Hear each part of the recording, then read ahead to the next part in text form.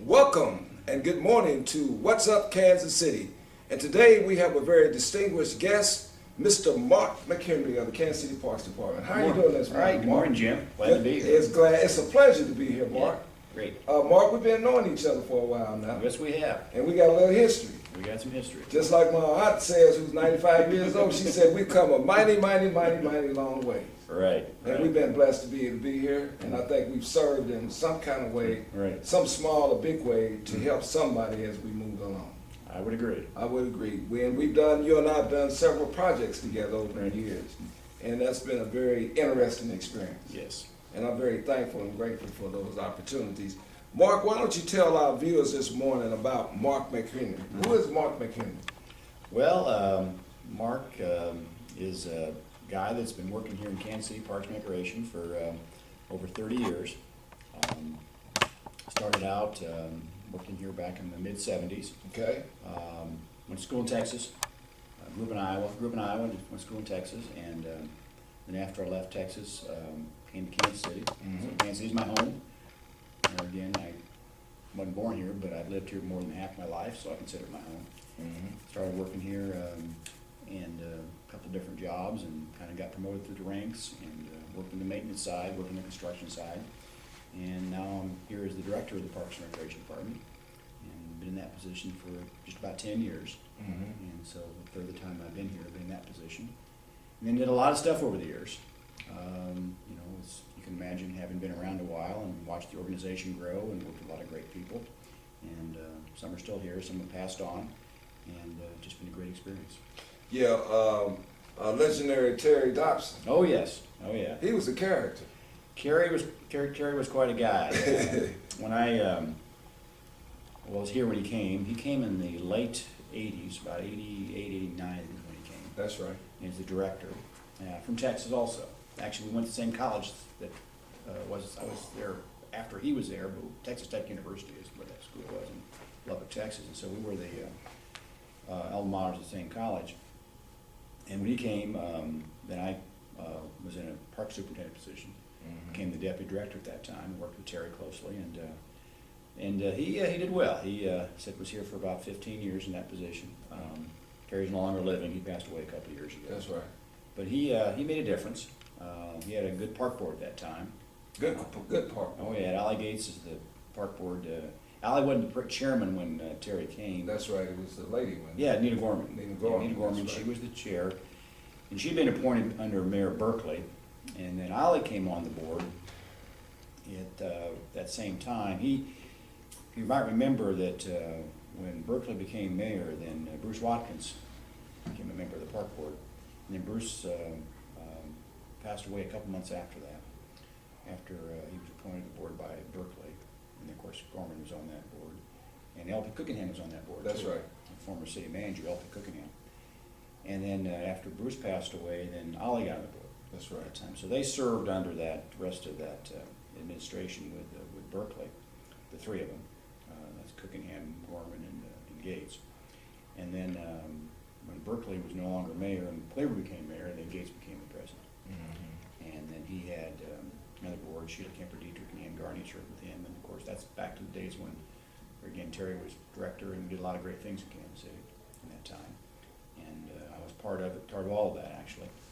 You know, the projects that we were involved in, you and I worked on, Jim, was of course the zoo project. That's right. We, voters approved a bond issue in the summer of 1990 to rebuild the Kansas City Zoo. And so we had some money, and then we had to go out and get the job done. So we went out and hired architects and engineers and contractors. Right. And made it all happen. Right. And that was in the like the early 90s to the mid 90s when that took place. So that was some good days.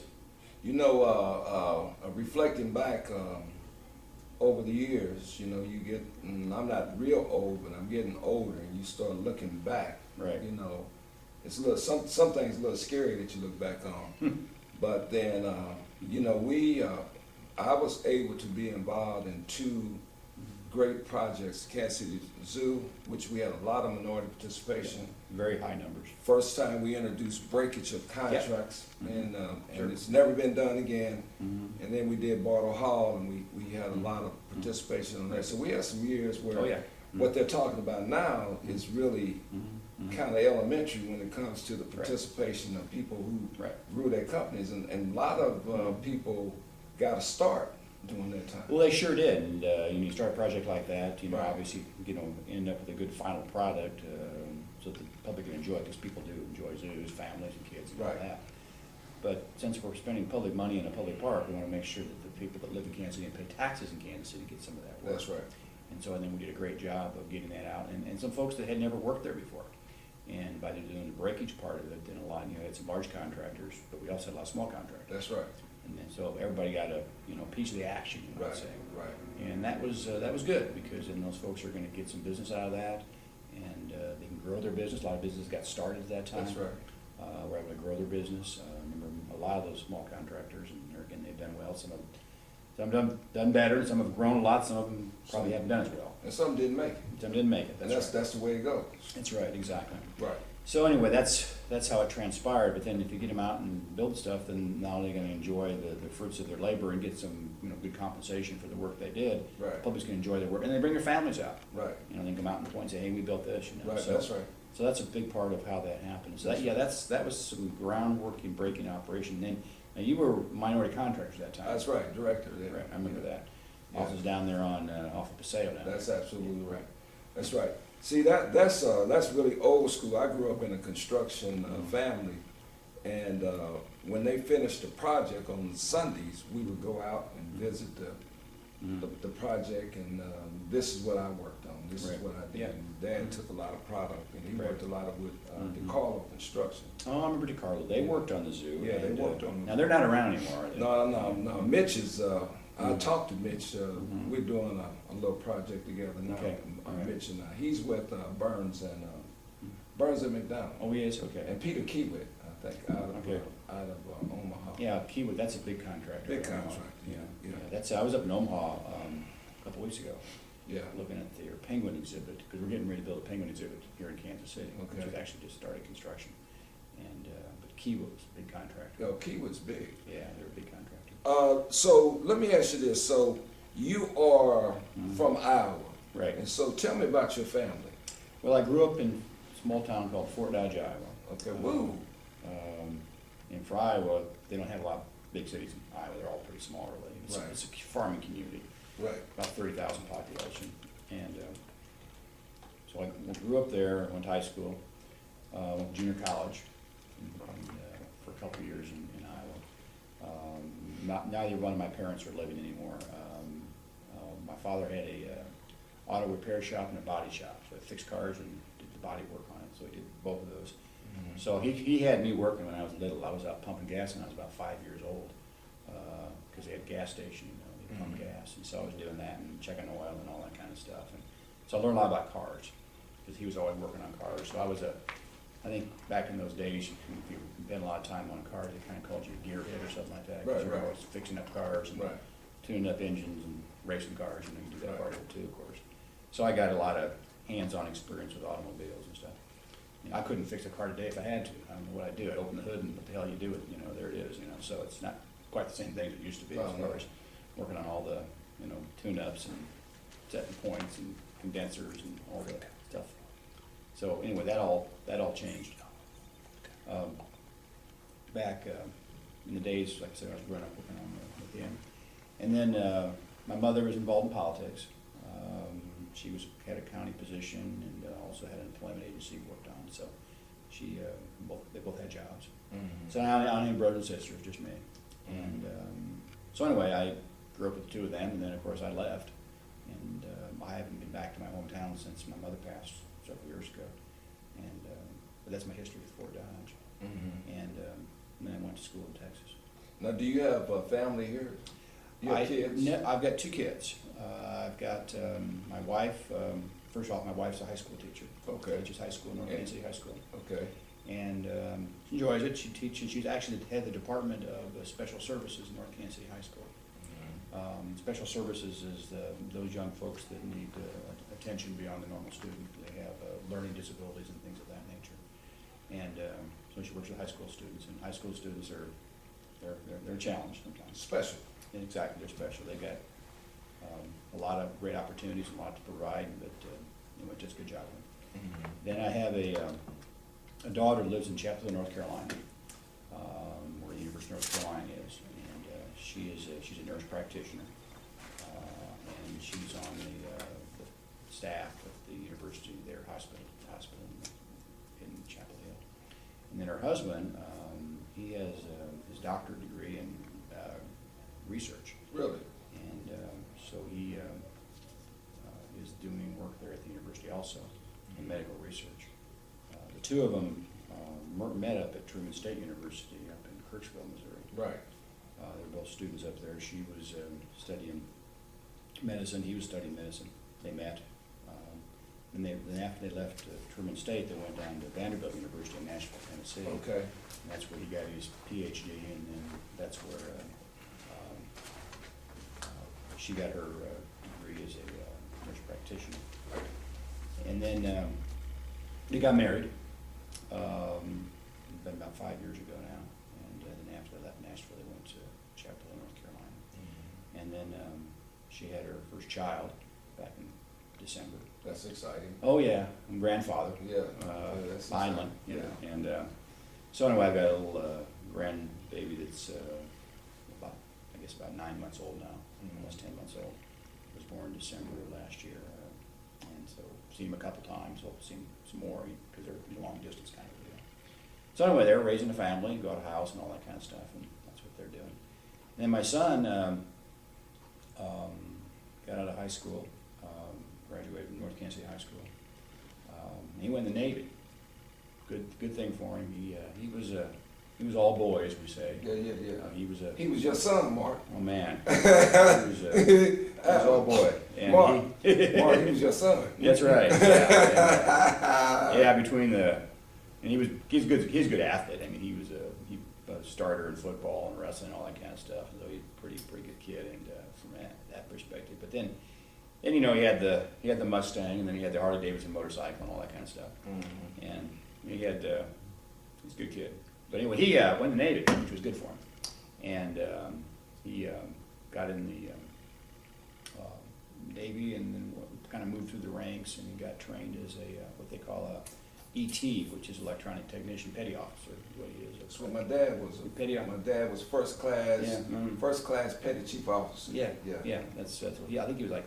I think Brian was eventually. I think we left. He was second class or third class petty officer. Mm-hmm. Anyway, an ET, electronic technician. Again, then he was assigned to a submarine, and he got training, and so he spent most of his time in the South Pacific. He was stationed Pearl Harbor, is where he was stationed, and to a submarine, fast attack submarine. So he spent a few years in the South Pacific, underwater for the most part, and then he got out of the Navy, and but he got good training in the Navy. He, a lot of electronics becomes computer training, things of that nature. Right. You learn all about the components of electronics and surveillance. So anyway, after he got out of the Navy, he was looking for a job, so he went to work for a company called Mantech, and they're a government contractor. I've heard of Mantech. And so he's an electronic technician, does security surveillance, and now he's in Afghanistan. And so he's out in some outpost outside of Kandahar, Afghanistan, at an army base. And so he does security out there. So he works on surveillance cameras and radar and all that kind of stuff. Yeah. And, so anyway, and he's some guy living over in the desert, and I think he's doing fine. But he's there again, a single guy. Right.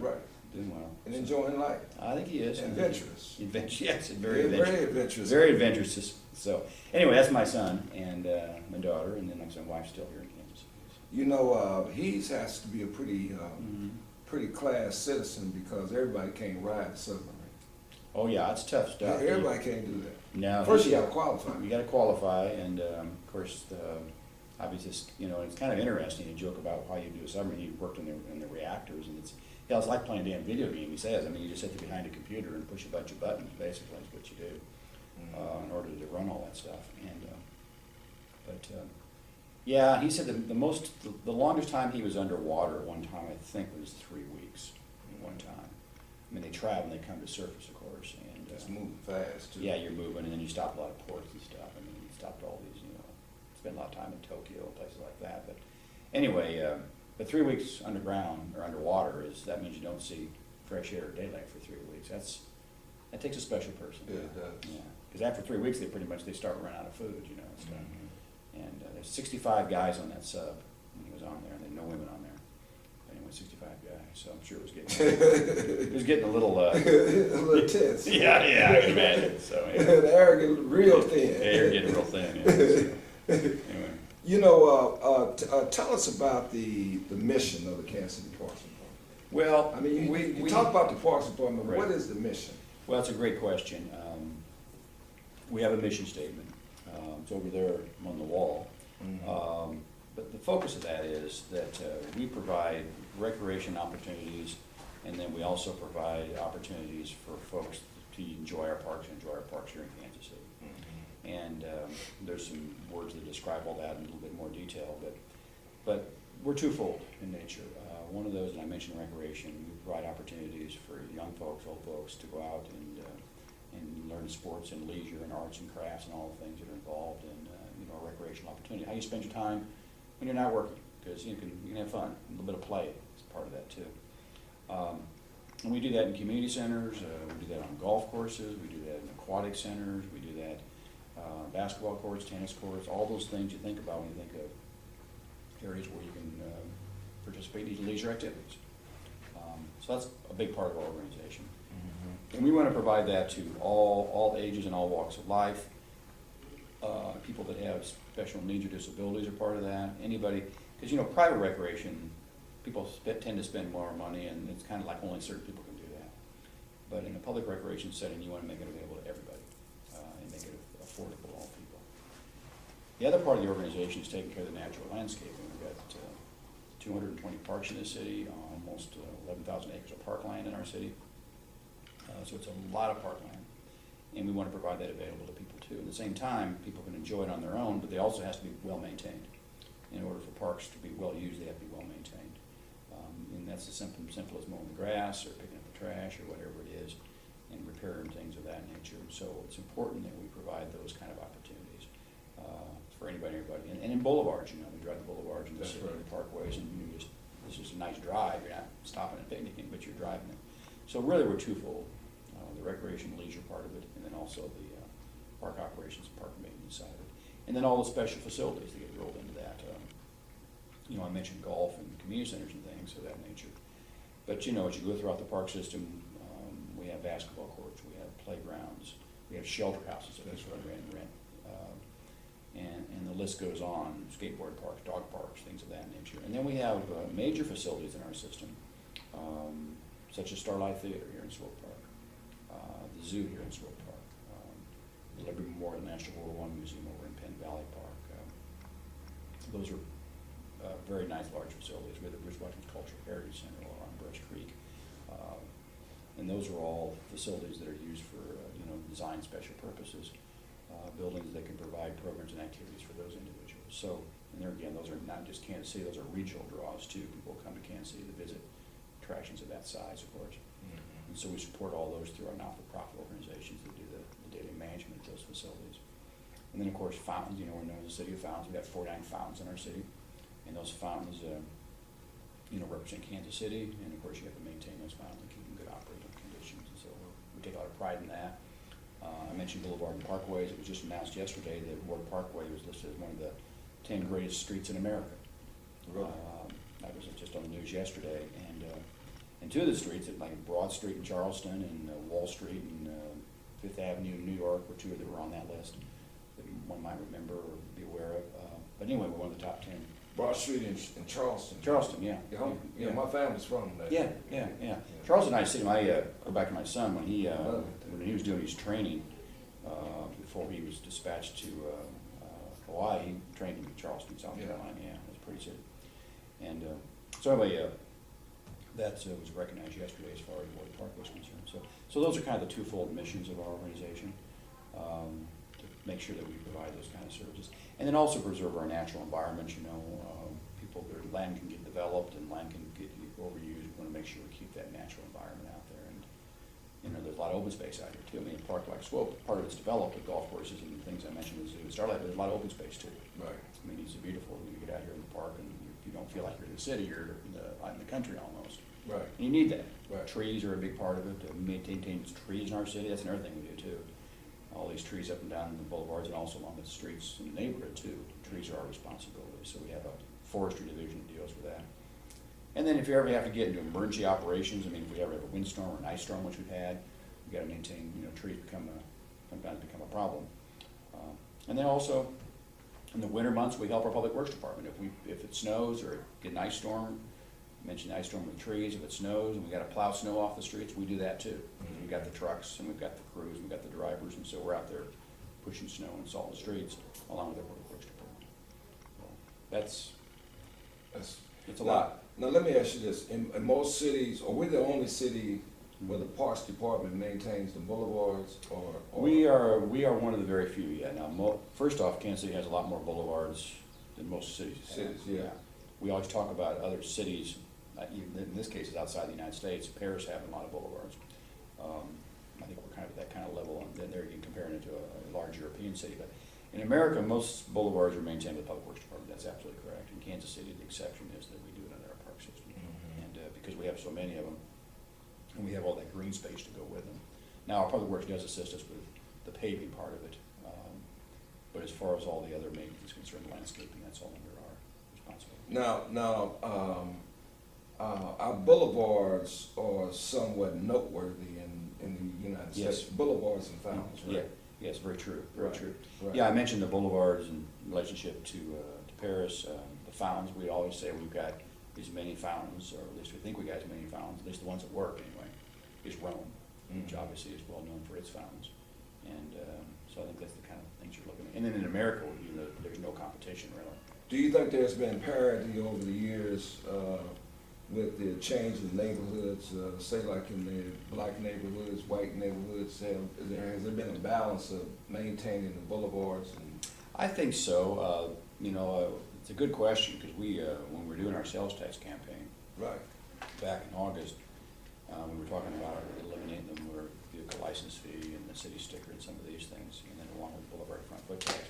The question is how much of our park system, we always talk about Troost as kind of that east-west dividing line. We've come to find out that actually over half our system is east of Troost.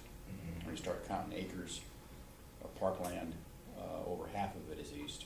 And then if you start counting miles of boulevards, over half the miles of our boulevards are east of Troost. And it's not a huge it's like 53% versus 47%. But it's over half that's in the eastern part of the city, which puts it primarily, in the 3rd and 5th council district. I know there's been some redistricting, but that's pretty much the district we're talking about. Because once you get north, you're in the 1st and 2nd district. And then, of course, out south, the 6th district. And then 4th part predominantly is on the west side, 4th district over in the west side of the city, and a little bit up in the northeast area. So yeah, for the most part it's there. We actually have a lot of parks that have got a lot of improvements in the 3rd district. We've had a pretty good track record working with the PIAC committee and the council members in the 3rd and 5th districts. We've done a lot to improve the parks. So a lot of the more recent capital improvements have actually been in the parks in the 3rd and 5th district. Over the years, I noticed that you haven't always been pleased with some of the personalities, but you have a lot of minorities that work within the Parks Department. Yeah. Mm-hmm. Can you talk about that a little bit? Yeah, well, our labor force is significantly a diverse population as far as minorities are concerned. And then I would also say that's our, crew in the field. And then also from our clerical administrative staff support, we're significantly higher than the normal average as far as percentage is concerned of our African Americans working in the clerical administrative side. And then on the administration side, there's not a lot of us left. Right. We've had a lot of layoffs in middle management over the years. So we're probably not as higher percentages in that area as we would probably like to be in some cases. For the ministry, but there again, there's only a few of us here that have been around a long time, and that's going to change over time. Right, that's right. And the numbers have dropped. But I think when you get into the ranks of, as I said earlier, the administrative and clerical support and the field operations, where our numbers are very high. We're probably, at least 2/3, if not 3/4 African American. And then there's, some Hispanic folks that are part of our organization too. That's right. And a lot of women work for Parks and Recreation too. Yeah, I know. A lot of, and in good positions too. I think, several of our key positions are occupied by women. And, Carmen, who's my administrative assistant, she's been around quite a while. Yeah. Done a great job, of course, and she represents the department very well in a lot of ways. And then we also have a park board, a new park board, and just appointed by Mayor James. And I know he was very thorough in his analysis of picking who's going to be on the park board after he was elected mayor. And we've got John Paul Sharon as the board president. He's with the Guadalupe Centers. We've got Alan Denham and Dave Mecklenburg, two Northland businessmen that are on there. Amy Gronowski, who is an attorney. And then McLean Bryant, also an attorney with West Blackwell. She's on the park board right now. So we've got a good park board, kind of representing all walks of life. And they're, again, different ages, brings a lot to the table, and they're doing a great job. And of course, Mayor James is doing an outstanding job as the mayor right now. And he did a good job of getting a good park board in place. Tell our viewers about, because you hear all these people getting recognized for different things, but tell us about the Southwest Park Recreation Training Institute. Oh, yeah. The Southwest Parks and Recreation is an organization they had their 50th anniversary here just a few years ago, so they're 50 plus years. And what it is there was 2 or 3 universities that came together back in the 50 plus time frame. Texas Tech University, Louisiana State, North Texas, Oklahoma State, and put together a training conference. These universities did it initially. And then they invited the folks that were in the profession, as in the Parks and Recreation professions, in these different agencies, primarily Texas, Oklahoma, Arkansas, Missouri, about 5 or 6 different, Colorado's part of that too. And they have a training conference, and they do the training conference every year in the month of February. And they usually have done it at one of their lodges, and the lodge where they used to do it, which is Texoma, tied back to Southwest Park, was in Kingston, Oklahoma, right there on the Texas-Oklahoma border. That's no longer there, so they moved it up to Western Hills, which is another resort in Oklahoma, a little bit closer to Kansas City, not too far from Tulsa. They have a training conference, and it brings about 300 or 400 people in. Initially started by the universities, but then it's kind of been carried on by the folks that are in the professions.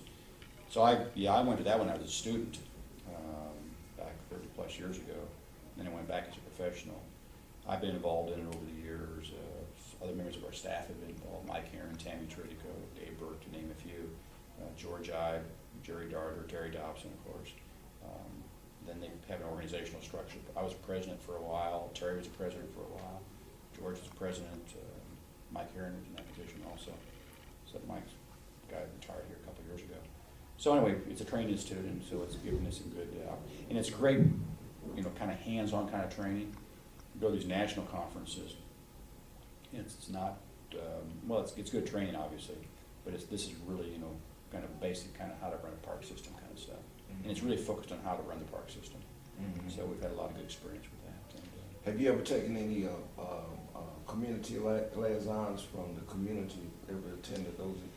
Well, I don't believe any, but most people have been professionals. Yes. That are actually, on the clock on some park system or whatever. But now we'll recognize some people that are in the profession somewhere that are helping and supporting that, but not at that level.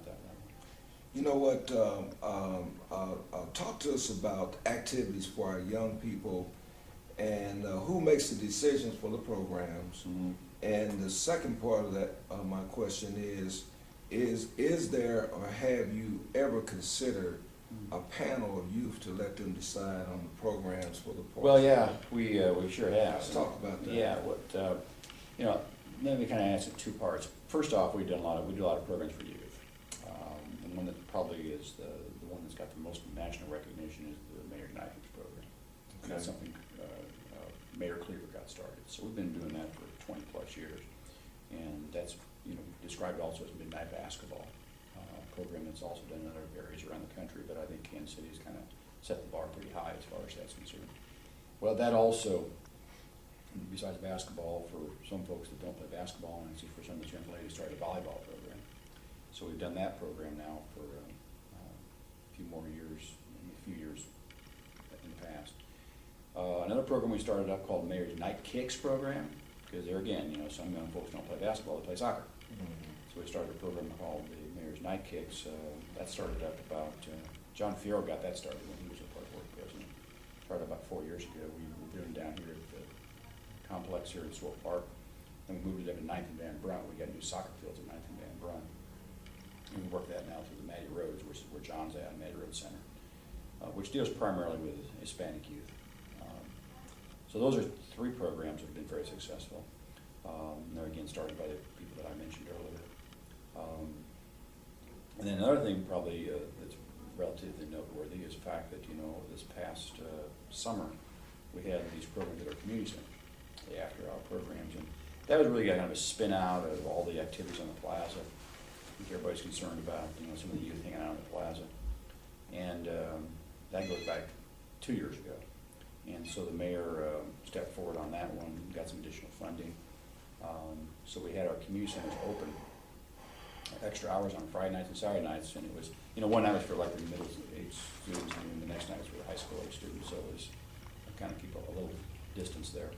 And we did that, ultimately ended up doing it for our community centers. And it was activities based on, music and dance and poetry slams and, little educational programs tied into computers and then some sports tied into there too at the same time. And that's been real successful. And we'll repeat something like that, I'm sure, in the 2013 summer. And it gets kids off the street, gives them something to do, and because everybody says, what do these young folks have to do? Well, in the summer months, some have jobs, of course, but that's not always easy to get a job. But you still gotta hang out sometimes, and you gotta interact, and kids gotta be kids, So we support that. We worked with a McLean Bryan, I remember our park board helped with the Generation Rap from KPRS. Yes. So they did some sounding board discussions and some, back to your question about a focus group. And so she worked, kind of got that going. And then there's a research lady from KU, Leanne Taylor-Knight, and her team came together, supported by the Kaufman Foundation and the Community Foundation, to do some surveys and some polls and help conduct those focus groups. So they did all that back in the early, in the winter months, and came up with what they think the kids would like to best spend their time doing. And part of it is, it's social media is a big part of that. Right. The tweeting and the texting and all that stuff, and you got to deal with all that, which is fine, but that's a way to communicate. And it worked out great because you kind of wonder, you have some program where all of a sudden everybody shows up at the plaza, what they call these flash mob deals. Yeah. How do 400 kids find out about something all of a sudden? Well, they're not reading the newspaper. Send them a text message. So it was a great way to get the folks in. So we had huge numbers at these community centers this past summer, and that's how they communicated with each other. So I think the research done by Leanne Taylor-Knight, working with the Generation Rap, working with McLean Bryant and Mark Boland from our staff, helped coordinate all that, put that together. And then hired, of course, some professionals to help us with those programs. Casey Keys were a big part of that. They helped out on that, both with the Night Hoops program and also with the programs associated with community centers. So yeah, that's several of what we got. And there again, that's summer activities. The other thing that we did this past summer was we opened up the Bay, which is a new aquatic park out there at Long Blue Ridge. I don't know if you've been to that or not, but if you haven't, it's not open right now, but you should sure go by and take a look at it. Beautiful aquatic facility. Councilman John Sharp helped us get the funds for that, and it's turned out real nice.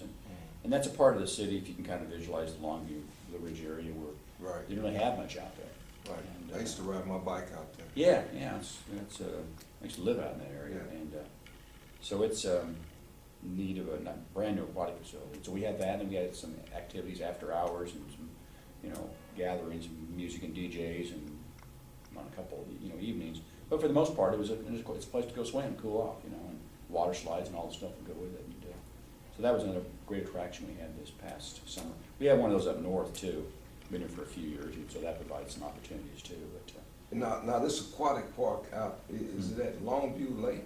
no, it's on Longview Road, right off of Blue Ridge Boulevard. Oh, yeah, right Used to there. be a Y right there. Used to be a Y right Yeah. there, right next to that United Methodist Church. That's it.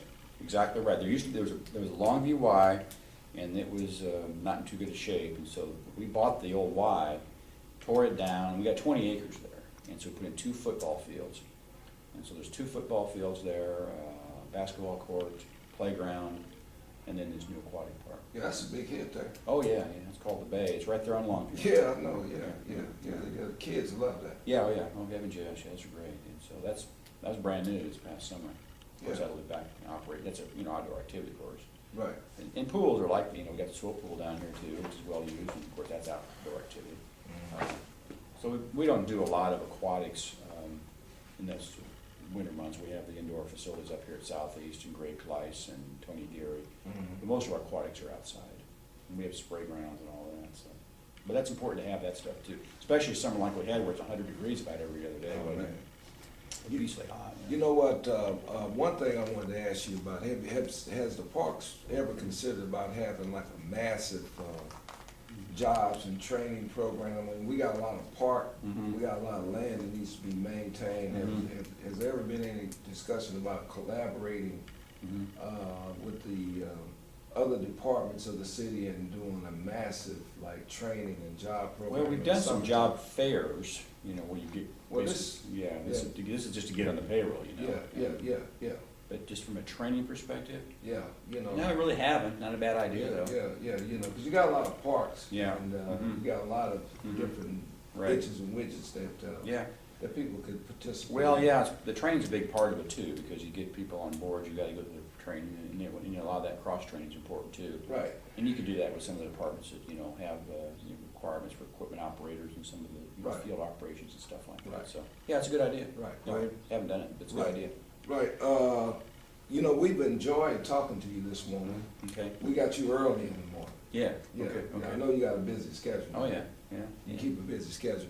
And we really appreciate the opportunity and talking to you this morning. And I think you shared some light Okay. about the Kansas City Parks Department today, which is Mhm. it's kind of a mystery to some folks because they really Okay. don't know a lot about the Parks Department. I don't know how I stumbled into the life of the Parks Department. Well, I'm glad you did. Yeah, It's a good life, and anybody, watching, they can go to the city website, kcmo.org, and learn a lot more about Parks and Recreation. And commissioners meeting how many Yeah, times? we meet twice a month here in this room here in Swope Park. Okay. And 2 o'clock on Tuesdays is when we meet. Okay. Have that, and then, like I said, you can always go to the website and learn more about us and call us and get you on. We have a newsletter we send out once a month. We send out a calendar also once a month that talks about our programs and activities. So there's a good way to learn more about what we're all about. And there again, go to that website. Yeah, in closing, Cascade Media is opening up a branch in Iowa.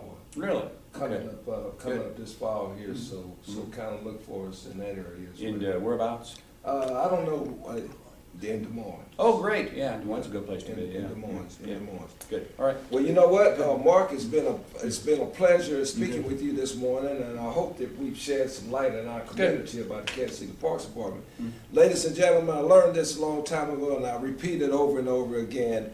And our Kansas City Parks is a good example of that. Is to look sharp, is to be sharp, and what's up, Kansas City? And thank you very much. Thank you.